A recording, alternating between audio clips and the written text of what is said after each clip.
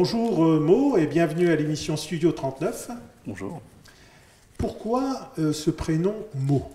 Alors c'est une longue histoire, je ne vous cache pas qu'on me le demande assez fréquemment, mais lorsque j'étais plus jeune, je faisais partie d'un groupe de hard rock et je m'appelais à l'époque Morrison puisque j'aimais les Doors et puis c'était une histoire de jeunesse. Et donc lorsque j'ai commencé à peindre, mes amis m'ont dit que c'était un petit défi. Ils m'ont dit ouais, tu ne seras pas capable de signer Morrison, j'ai signé Morrison. Je ne pensais pas que ça allait prendre cette ampleur-là, donc là je me suis retrouvé un petit peu coincé parce que Morrison c'est un peu long, c'est un peu compliqué à expliquer. Oui.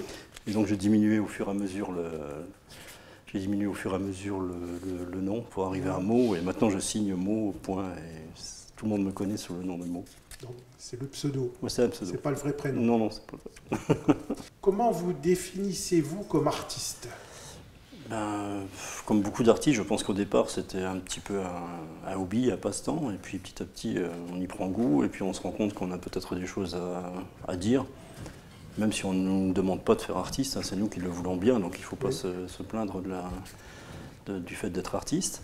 Bon, ensuite j'ai eu quelques occasions d'exposer dans des endroits assez sympathiques, et puis je me suis rendu compte que ça marchait relativement bien, et donc de fil en aiguille comme ça, j'ai continué à faire des créations et puis à avoir une ligne artistique un petit peu plus solide et puis avoir une petite reconnaissance en tant qu'artiste. Parce que c'est un peu dans tous les sens. Il y a de l'électronique, il y a de la peinture, il y a, voilà, je pense qu'il y a beaucoup d'artistes. Voilà, il y a beaucoup d'artistes comme ça qui commencent par une chose, qui finissent par une autre.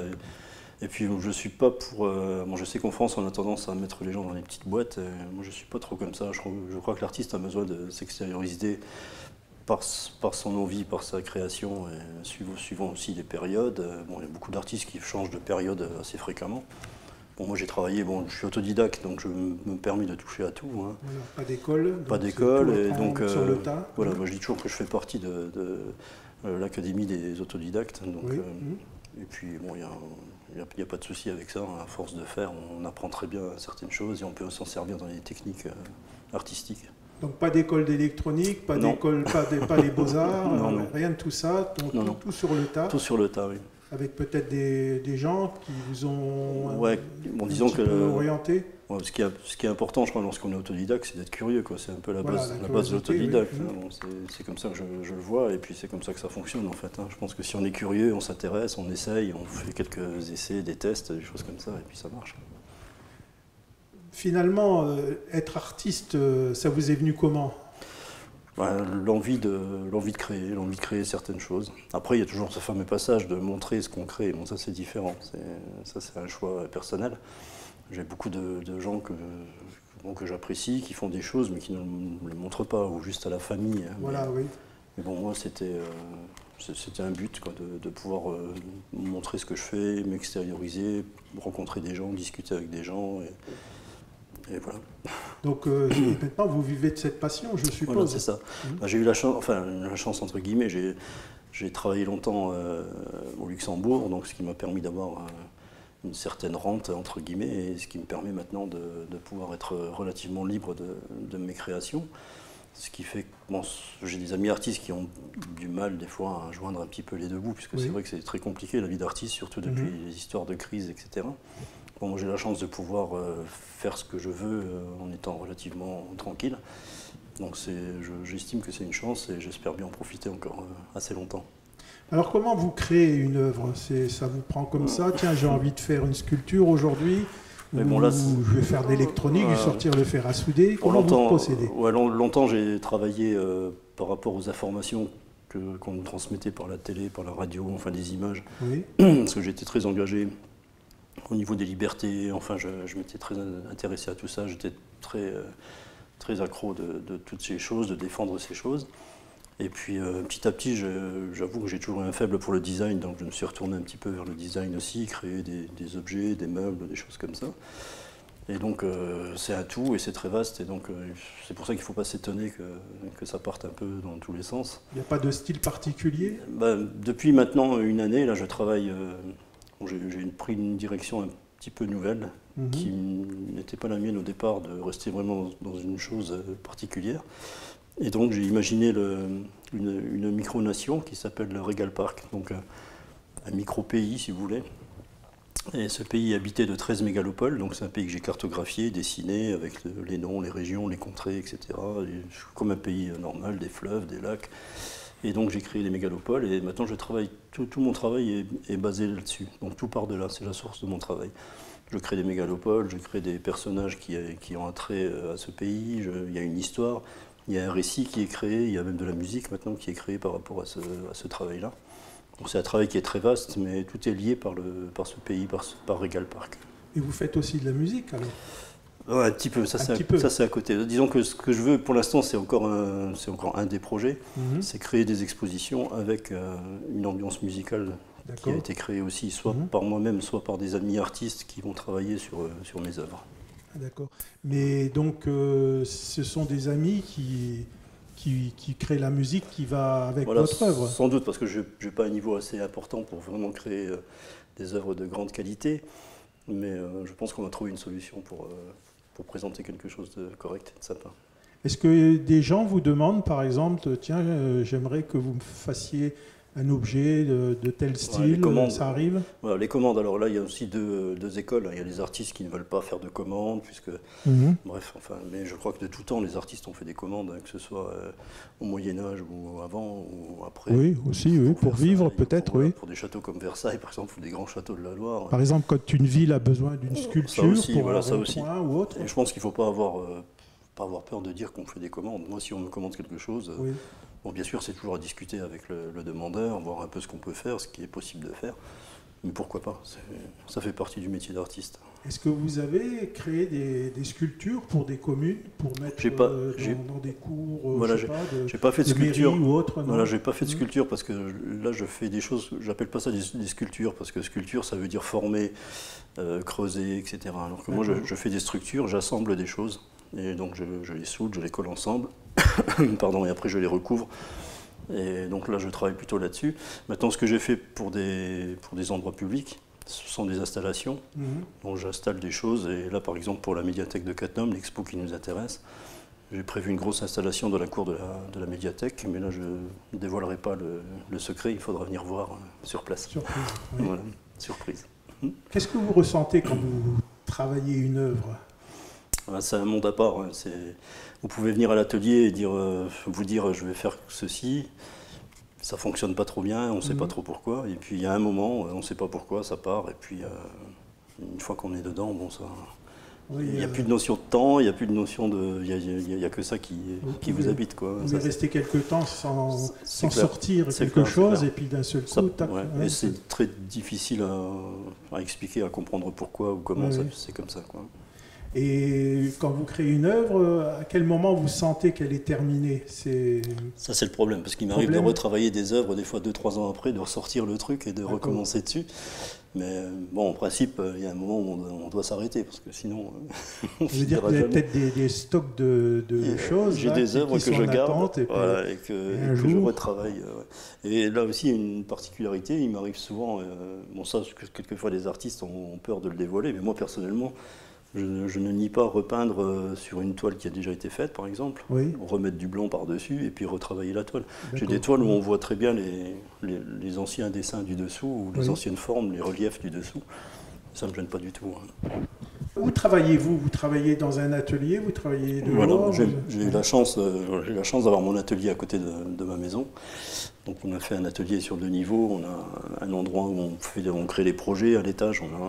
On travaille sur PC, on fait des choses là-haut, on fait des réunions, enfin, je reçois certains galeristes ou des clients, etc. à l'étage. Et puis au rez-de-chaussée, là j'ai mon atelier, je m'en sers comme galerie aussi, puisque souvent on s'est vite débarrassé. Hein. Je débarrasse l'établi du milieu et puis les murs sont blancs. Et là je fais mes expositions et j'invite des gens, je fais des événements 3-4 fois dans l'année. Et là on arrive à attirer du monde ici, les gens me connaissent et on passe toujours des bons moments. On peut venir vous voir travailler. Très bien, il n'y a pas de souci. Hein, ouais. En général, bon, c'est pas très attrayant de me voir travailler en direct. Ce qui est marrant, c'est de venir lorsqu'il y a d'autres personnes, des artistes, du monde, etc. Et là, il y a des échanges et des choses qui se passent. Est-ce qu'il y a des artistes qui vous ont inspiré? Oui, bien sûr. Ouais. Déjà, il y a... Bon, moi, je suis un fan de Picasso pour ce qu'il a fait. Peut-être pas pour l'homme, hein, bon, ça c'est une autre discussion, mais pour ce qu'il a fait, j'aime bien ce qu'il a fait. Dali, évidemment aussi, puisque lui, c'était au niveau marketing créatif, je dirais, parce que c'est un artiste un peu particulier. Et puis il y a Gross, un artiste allemand qui a commencé à travailler pendant la Première Guerre mondiale. Et donc c'est quelqu'un qui a déjà dénoncé l'État nazi avant tous les événements. Et donc c'est un artiste que j'apprécie particulièrement. Oui. D'accord, oui. Donc ça fait un certain nombre d'années que vous avez commencé donc vos premières œuvres. Oui. Est-ce que vous pouvez dire si votre style est défini maintenant? Je pense que depuis que j'ai travaillé sur Regal Park, donc cette micronation, j'ai réussi quand même à avoir un horizon plus clair sur vraiment mon travail. Bon, maintenant, combien de temps est-ce que ça va durer, je ne sais pas, mais là, oui. Dans l'immédiat, je sens qu'il y a un gros potentiel à développer.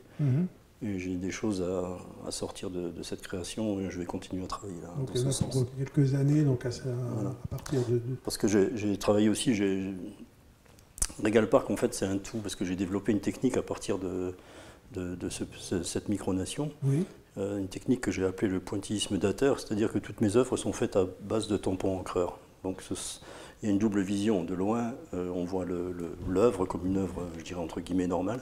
Et lorsqu'on s'approche, on voit les traces des lettres, des chiffres, etc. Donc je travaille beaucoup à base d'empreintes. D'accord, oui.